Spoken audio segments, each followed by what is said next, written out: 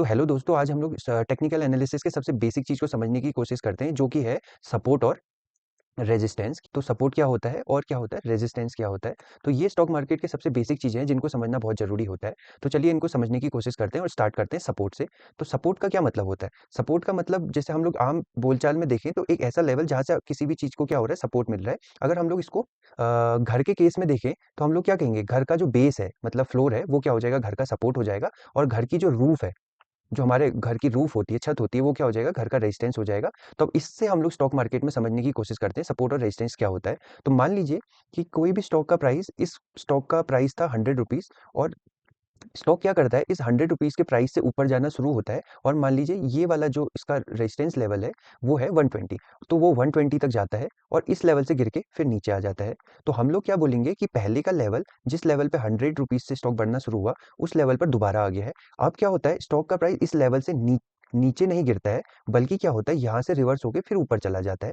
तो इसका क्या मतलब हुआ कि ये जो 100 रुपीज़ का प्राइस है, इस स्टॉक के लिए क्या कर रहा है, सपोर्ट का काम कर रहा है। अब दोबारा से जब स्टॉक क्या होता है, ऊपर जाता है, तो पहली बार जब जो ये 120 के लेवल तक गया था, दूसरी बार सेम इसी 120 रुपीज़ के आसपास जाता है और यहाँ से गिर के फिर से वापस नीचे आ जाता है। हम लोग क्या बोलेंगे कि 120 रुपीज़ का लेवल एक ऐसा लेवल है जहाँ पर जाकर स्टॉक का प्राइस क्या कर रहा है, बार-बार रुक रहा है।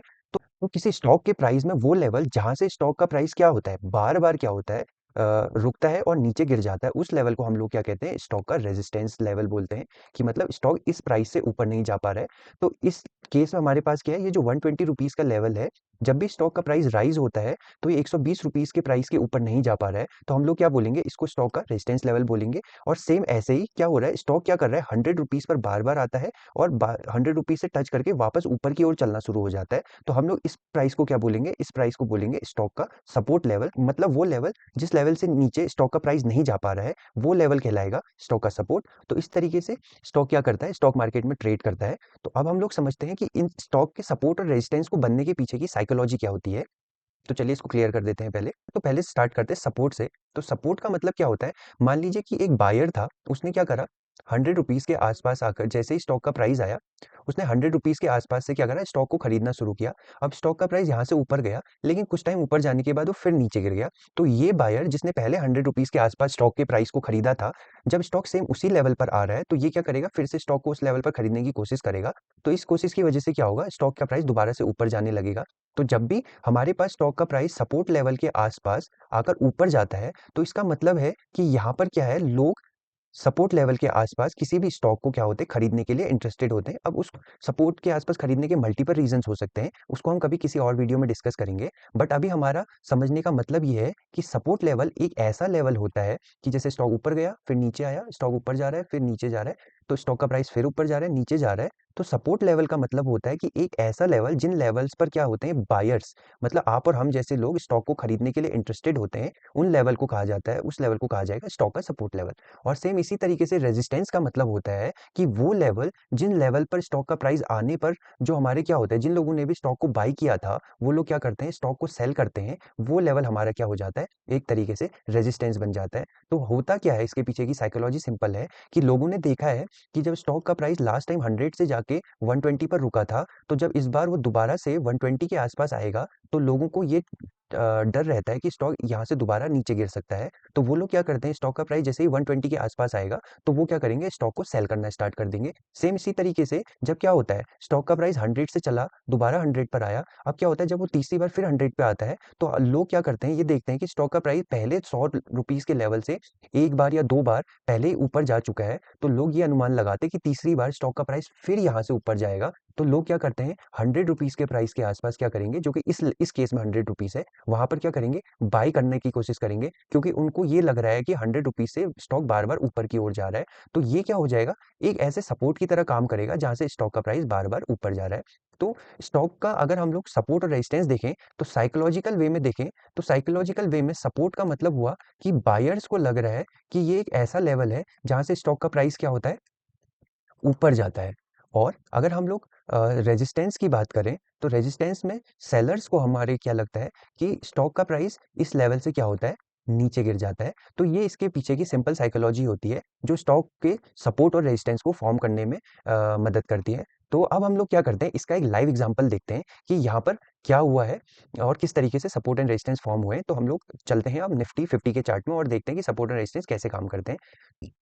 तो अब हम लोग सपोर्ट एंड रेजिस्टेंस को निफ्टी 50 के चार्ट में देखने की कोशिश करते हैं, तो उससे हमको ज़्यादा बेहतर तरीके से चीज़ें समझ में आएँगी। तो आप यहाँ पर देख सकते हैं कि निफ्टी 50 के चार्ट में 2012 का चार्ट है। स्टॉक ने क्या करा, नीचे गिरना शुरू हुआ और उसके बाद ये क्या हुआ, एक लेवल पर आकर रुक गया है। इसके बाद स्टॉक दोबारा ऊपर को गया और दोबारा ऊपर जाने के बाद स्टॉक दोबारा से नीचे गिर गया और ये सेम उसी लेवल के आस-पास आकर दोबारा से क्या हुआ है, वापस ऊपर चला गया है, जिस लेवल से ये क्या हुआ था, पहले गिरा था। तो इसका मतलब है कि यहाँ पर क्या हो रहा है, कुछ लोग जिनको पता है कि यहाँ पर से स्टॉक का प्राइस लास्ट टाइम ऊपर गया था, तो वो क्या करेंगे, जैसे यहाँ पर आप देखेंगे कि यहाँ पर लास्ट टाइम स्टॉक का प्राइस ऊपर गया था, तो जब स्टॉक का प्राइस सेम इसी लेवल के आसपास आता है, तो बायर्स को पता है कि इस लेवल के आसपास आने पर स्टॉक का प्राइस ऊपर जा रहा है, तो वो फिर से क्या करेंगे, इस लेवल के आसपास जब आता है, तो तो बाई करना स्टार्ट करते हैं और इससे क्या होता है, स्टॉक का प्राइस ऊपर चला जाता है। अब कहीं और पर जाके इसको फिर से देखने की कोशिश करते हैं कि क्या होता है। तो अब देखिए, अब हमने लास्ट टाइम सपोर्ट को समझा, अब इस बार हम लोग क्या करते हैं, रेजिस्टेंस को समझने की कोशिश करते हैं। तो अब यहाँ पर रेजिस्टेंस के केस में आप देखेंगे कि क्या हुआ था, स्टॉक के प्राइस एक लेवल से ऊपर चलना शुरू हुआ था और एक लेवल पर आकर वो रुक गया था। उसके बाद क्या हुआ, स्टॉक का प्राइस फिर नीचे गिरा और नीचे गिरने के बाद वो दोबारा ऊपर गया। तो सेम उसी लेवल पर, जिस लेवल पर स्टॉक का प्राइस लास्ट टाइम रुका था, इस बार भी सेम स्टॉक का प्राइस उसी लेवल पर रुका। तो इसका मतलब क्या है, लोगों को पता है कि जिस लेवल पर स्टॉक का प्राइस लास्ट टाइम रुका था, उस लेवल से इस बार लोग क्या करेंगे, फिर से हो सकता है कि अ, स्टॉक को फिर से बेचने की कोशिश करेंगे, तो वहां पर एक सेलिंग आती है। तो ये क्या करता है, स्टॉक में एज अ रेजिस्टेंस की तरह काम करता है। तो अब हम इसको किसी भी चार्ट में उठा के देखते हैं कि हम लोग जो बात कर रहे हैं वो सही है गलत है। तो हम लोग सबसे पहले एग्जांपल उठा के देखते हैं रिलायंस इंडस्ट्रीज का। तो ये एक रिलायंस इंडस्ट्रीज का चार्ट है और ये चार्ट है लगभग 2019 के आसपास का। तो आप देखेंगे कि स्टॉक यहाँ पर से ऊपर गया था और ऊपर गिरने के बाद वो फिर से दोबारा से नीचे आया। तो नीचे आया और उसके बाद वो दोबारा ऊपर चला गया। तो कुछ टाइम के बाद क्या हुआ, स्टॉक का प्राइस फिर से गिर के नीचे आता है और लगभग-लगभग उसी लेवल पर आता है जिस लेवल से वो लास्ट टाइम ऊपर गया था और फिर वहाँ से दोबारा ऊपर चला जाता है। इसके बाद स्टॉक का प्राइस फिर गिरता है और लगभग-लगभग सेम उसी लेवल से ब फिर से दोबारा ऊपर चला जाता है जिस लेवल से वो पिछली बार गया था। तो इसका क्या मतलब है कि लोगों को पता है कि स्टॉक एक प्राइस लेवल, जो कि इस केस में 2018-19 के केस में करीब 550 का लेवल था, इस लेवल से बार-बार सपोर्ट लेके ऊपर जा रहा था। तो बायर्स क्या थे, इस लेवल पर देखा जाए तो स्टॉक को खरीदने के लिए इंटरेस्टेड थे। तो जैसे ही स्टॉक क्या हो रहा था, 500 550 के लेवल के आसपास आ रहा था, स्टॉक ऊपर चला जा रहा था। तो ये हमारा क्या कहलाएगा, स्टॉक का सपोर्ट लेवल कहलाएगा। तो अब देखते हैं कि रेजिस्टेंस लेवल क्या होता है। रेजिस्टेंस लेवल हमने पहले ही जैसे डिस्कस किया है, वो लेवल जहाँ से स्टॉक का प्राइस क्या होता है, बार-बार गिरता है। तो आप देखिए ये है रिलायंस का करीब अप्रैल 2022 का चार्ट। आप देखेंगे कि इस लेवल पर स्टॉक आया और स्टॉक इस लेवल पर, इस प्राइस लेवल पर आने के बाद नीचे गिर गया। अब स्टॉक क्या होता है, जब दोबारा से सेम इसी प्राइस लेवल पर आता है, तो वो उस लेवल से फिर दोबारा नीचे गिर जाता है और सेम जब स्टॉक फिर से इसी प्राइस लेवल के आसपास आता है, तो इस प्राइस लेवल के आसपास आने के बाद वो फिर से नीचे गिर जाता है। तो ऐसा लेवल जहाँ से स्टॉक का प्राइस बार-बार नीचे गिरता है, उसको हम लोग क्या कहते हैं, स्टॉक का रेजिस्टेंस लेवल कहते हैं। और आप इसी केस में आप देख सकते हैं कि यहाँ पर क्या हो रहा है, स्टॉक का प्राइस यहाँ से एक बार ऊपर गया, स्टॉक का प्राइस दोबारा से इसी लेवल पर आया और फिर ऊपर गया, स्टॉक का प्राइस तीसरी बार इसी लेवल पर आया और ऊपर गया। तो क्या हो रहा है, स्टॉक का प्राइस एक ऐसे लेवल जहाँ पर आकर गिरना रुक जाता है और वहां से ऊपर की ओर रिवर्स हो जाता है, वो क्या कहलाता है, वो कहलाता है स्टॉक का सपोर्ट लेवल। तो आई होप आप लोगों को ये सारी चीजें समझ आई होंगी। तो मिलते हैं नेक्स्ट वीडियो में किसी नए इंटरेस्टिंग टॉपिक के साथ।